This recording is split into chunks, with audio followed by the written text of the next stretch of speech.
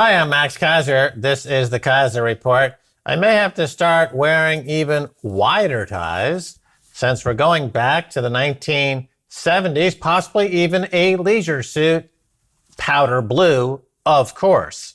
Stacey. Right, I know. I actually thought of wearing my poncho for this episode because you know how flower child thing was happening in the 70s. And of course, you and I remember the 70s during the oil embargo and then the Iranian Revolution, which caused price spikes in gasoline and shortages here across America. And we have them again. Max and I drove from Northern Virginia down to North Carolina, so about a 325-mile drive. And as we're heading further and further south, there are more and more gas stations without any gas. And those that did have gasoline had huge lines, sometimes miles long. So it was so weird in this time of pandemic and shortages and loads of things like microchips and in the beginning of the pandemic, of course, we had food shortages.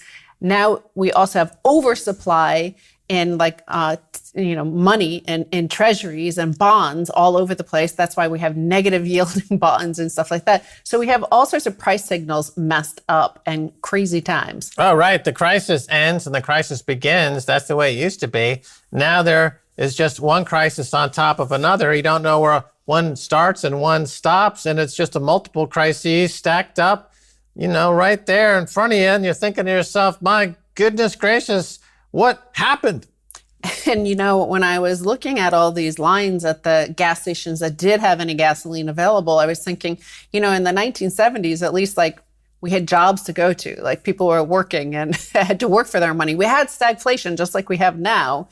But back then, there were there was very little welfare available. And in fact, remember when New York City went broke, what did Ford say to New York City? Drop dead, said go broke. Now nobody's allowed to go broke. So there's all this money. Of course, also there are anti-gouging laws. So even though people were showing up with canisters all over the place, filling up tanks, huge tanks filled with gasoline, the price signal was saying, do it, go for it. It's cheap because you're about to have total shortage. Right. So this price signal is an important fact to wrap our minds around. And how do empires collapse? How do countries collapse?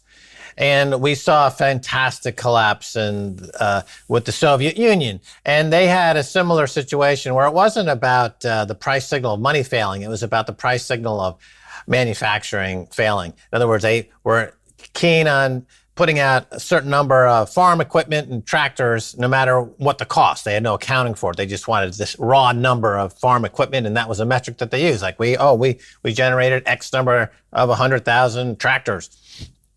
And there's no price signals, so it collapsed. Here in the United States, the money itself is not driven by any kind of a price signal. It's the Politburo, called the Federal Open Market Committee, and they fix prices, or they rig prices, or they control prices, price control for the dollar.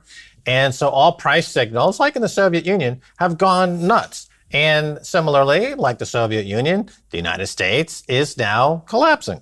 Of course, we're comparing it to the 1970s when we also had shortages due to conflict happening in the Middle East. We're having conflict now, but that doesn't impact anything.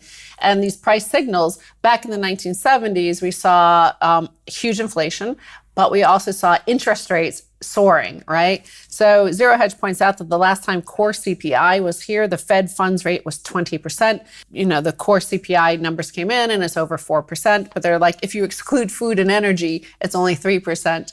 Of course, there is that base problem where it's comparing it to last year during the middle of the beginning of the pandemic. So they're saying that's why it's higher than it is. But again, because they distort price signals, and the price signal at the gasoline station, for example, is telling you that there's no problem, no shortages, plenty of supply, $2.85 is only up 4 cents since the knockout of the pipeline happened.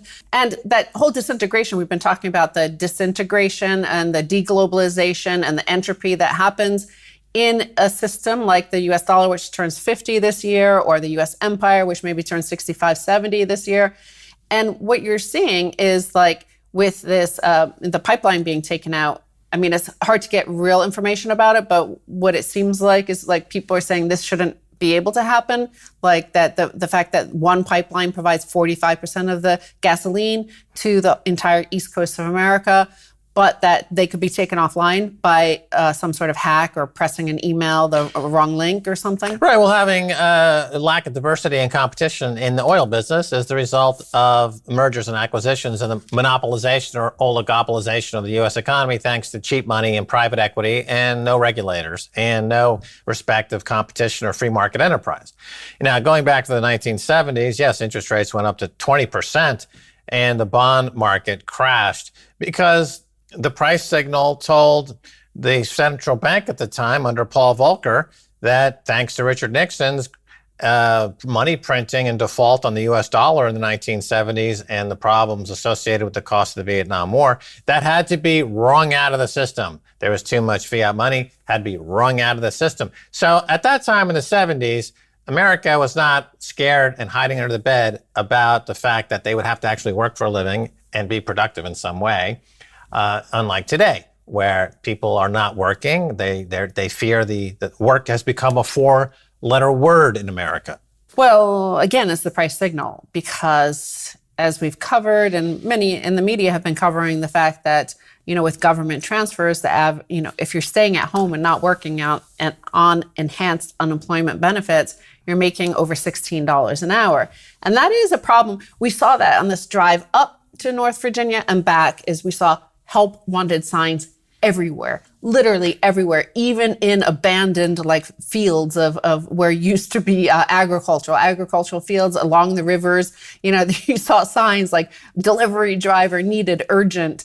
And that brings me to the other problem with what is happening with the gasoline, is that apparently there's also, CNN was already warning, for example, before this pipeline shut down, and that was that there would be shortages of gasoline at gas stations because there's a huge shortage of delivery drivers, because it's a very specialized field to be able to drive a tanker filled with fuel. So the pandemic shut down the schools that trained the younger ones coming online. But there's also new regulations that were brought in January of 2020, whereby if you've had any sort of drug or alcohol-related conviction, you're not allowed to drive. So that kicked off between 40 and 60,000 people that wanted to be delivery drivers, but they can't be because of these past records. So there is it's a general entropy and disintegration, right? It's like everything. It's not one thing goes wrong, everything goes wrong. Right. Well, the problem with billionaires is not that they by some don't pay enough taxes. The problem is that they got to be billionaires by hollowing out the economy, by destroying the infrastructure, by stealing from pension accounts, from destroying the moral fabric of the country. People like Warren Buffett or Jeff Bezos or Bill Gates, et cetera, they did so, they achieved their wealth at the expense of the common good. They literally threw the country under the bus. And now we're dealing with the consequences of, really, it started with Reagan and Thatcher and the deregulation, and the central banks became activist under Greenspan, Bernanke, Yellen, and now Jay Powell, where they do the bidding of the oligarchs. And America has a very nasty oligarch problem, and we need a leader that can deal with the oligarchs. Clearly, the current policy leadership in Washington has no way to deal with oligarchy in America. That's sad. So going back to the 1970s and comparing the situation to then, we're 50 years since the U.S. dollar began a global reserve fiat standard in 1971 when Nixon took us off the gold window. So full circle, like we started this year saying the U.S. dollar turns 50. Is it going to make this year? And of course, the entropy sets in.